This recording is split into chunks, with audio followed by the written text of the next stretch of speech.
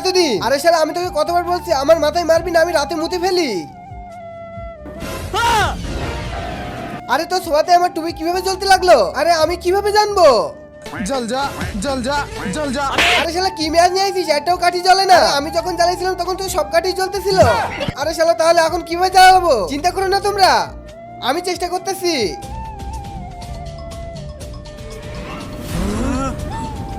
আরে আমি যা ছুটছি তাই জ্বলে উঠতেছে।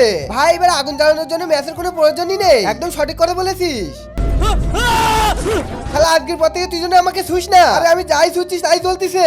আমার জীবন তো এবার শেষ হয়ে যাবে। এটা কোনো অভিশাপ না, এটা বরদান।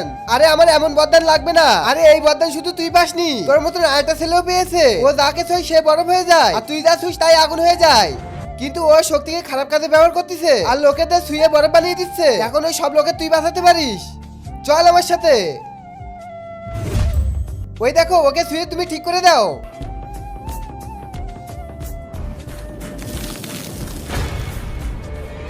ঠিক করে দিয়েছি আমি। এবার ওই মেয়েকে ছুঁয়ে ঠিক করে দাও। হ্যাঁ আমি ঠিক হয়ে গেছি। হ্যাঁ শালা তুই বিয়েতে ইজ্জতে হাত দিস। কিন্তু তার আগে বন্ধুরা ছবি দুইটার মধ্যে তোমরা যদি কোনোটাকে ভালোবেসে থাকো তাহলে একটা লাইক একটা সাবস্ক্রাইব করে দিও। আর যদি না করো তাহলে মনে করো ছবি দুইটার মধ্যে কোনোটাকে ভালোবাসো না। আর কমেন্টে বলে যাও এক নাকি দুই। হাওলদার গ্রেফতার করে একে। আরে স্যার বিষয়টা ওটা না। আরে তুমি তো কিছু বলো। স্যার আমি এমন কিছুই করিনি।